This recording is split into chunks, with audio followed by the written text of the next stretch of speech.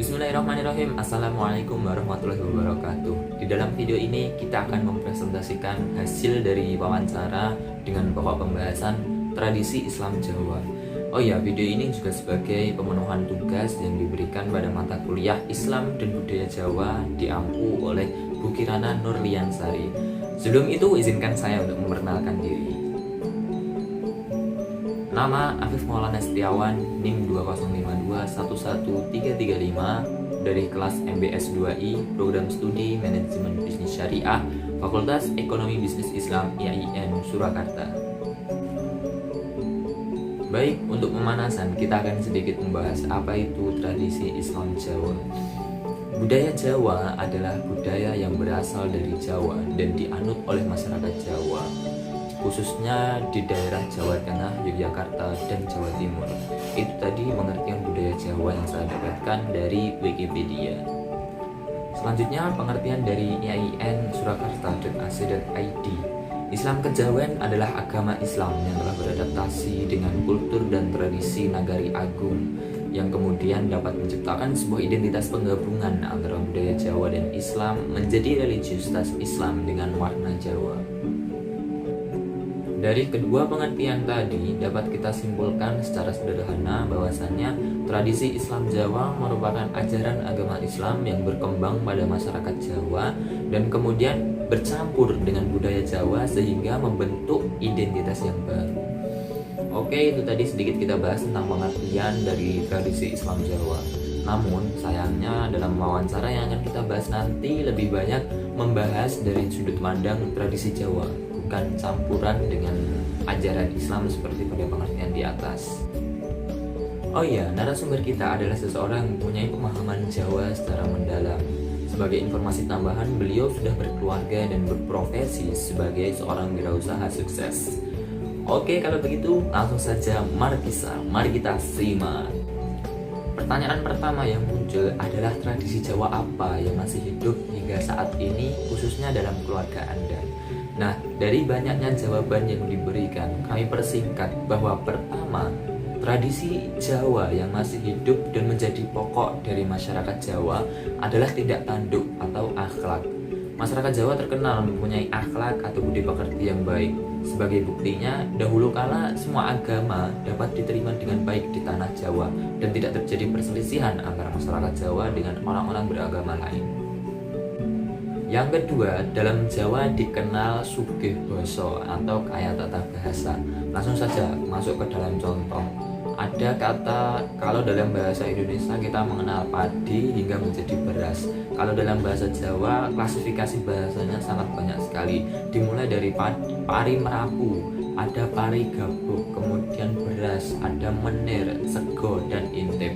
Contoh selanjutnya ada sakit perut dalam bahasa Indonesia. Tapi kalau dalam bahasa Jawa, klasifikasinya juga banyak sekali. Ada senep, sebak, kembung, kemlekaran, dan masih banyak lagi. Yang ketiga, masih dalam aspek bahasa. Dalam Jawa dikenal kiroto basa atau makna kata. Kiroto basa ini dalam bahasa Jawa mengajarkan masyarakatnya agar mampu memaknai sesuatu secara mendalam dan detail. Jadi dicontohkan dengan kata dalam bahasa Jawa gedang, itu memiliki makna digeget barmadang. Kemudian contoh lain ada pisang yang berarti pinaringane sanggesang. Kemudian iwak isine awak, ada tebu anteping kalbu. Kemudian wit yang memiliki makna wiwitan. Jadi dari kiroto basa ini masyarakat Jawa dapat menjalani proses untuk memaknai sesuatu, tidak hanya menilai sesuatu dari luarnya saja. Yang keempat, masih dalam pertanyaan yang sama, dijelaskan bagaimana prosesi atau tradisi temu manten dalam Jawa sebagai representasi dari bertemunya Adam dengan Siti Hawa dalam Islam. Kemudian contoh lain yang berkaitan dengan agama Islam yakni sebagaimana kiroto basa dari wit tadi yang artinya wiwitan. Dalam bahasa Jawa, wiwitan ini artinya awalan. Jadi dalam Islam dijelaskan bahwasanya penciptaan bumi ini awal mulanya melalui pohon. Nah, orang Jawa memaknainya kemudian memberi nama pohon dalam Jawa sebagai wit yang artinya wiwitan atau awalan. Masuk ke pertanyaan berikutnya yang saya ajukan, yakni tentang konsep ketuhanan. Di dalam Jawa dikenal istilah manunggaling kawula Gusti. Sebenarnya apa makna istilah ini? Dan dari jawaban yang saya dapatkan bahwasannya sejak dulu Jawa sudah mengajarkan masyarakatnya untuk memaknai Tuhan sebagai Yang Maha Esa. Jadi sifat ketuhanan ini sejak dari dulu memang sudah tunggal.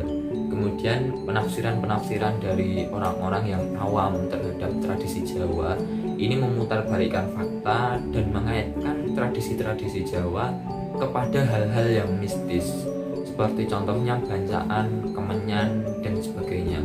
Padahal sebenarnya bukan. Tradisi-tradisi tersebut sebenarnya hanya sebagai pewangi atau pelengkap dari konsep ketuhanan Jawa ini.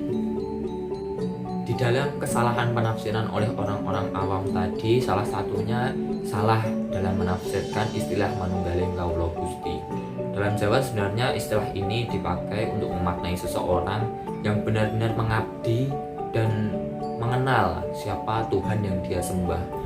Bukan berarti istilah manunggaling kawula Gusti ini bersatu dengan Tuhan kemudian menganggap dirinya itu berkuasa. Bukan seperti itu ajaran Jawa. Di sesi-sesi akhir wawancara, saya tanyakan sekali lagi, apakah tradisi-tradisi Jawa memang tidak mengandung hal-hal mistis di dalamnya? Dan jawaban dari narasumber dengan mantap mengatakan bahwasannya ajaran Jawa itu tidak mengandung hal-hal mistis atau hal-hal kebatinan. Tidak, sebenarnya ajaran Jawa ini memakai pemahaman hidup yang benar-benar terjadi, berbeda dengan konsep keyakinan atau kepercayaan pada agama lain. Di dalam konsep keyakinan, kita sebagai umat beragama dipaksa untuk meyakini sesuatu hal yang sifatnya gaib. Akan tetapi dalam pemahaman Jawa itu kita harus benar-benar merasakannya terlebih dahulu, kita harus benar-benar menjalaninya terlebih dahulu sebelum akhirnya kita nanti menjadikannya sebagai pedoman hidup ke depan. Oke, itu tadi beberapa rangkuman dari wawancara yang berdurasi lebih dari 30 menit. Kemudian di akhir nanti akan ada beberapa pesan yang dapat diambil dari jawaban-jawaban yang diberikan oleh narasumber. Berikut foto bersama sebagai bukti wawancara. Sekian dari video ini, segala kurangnya saya mohon maaf. Terima kasih. Wassalamualaikum warahmatullahi wabarakatuh.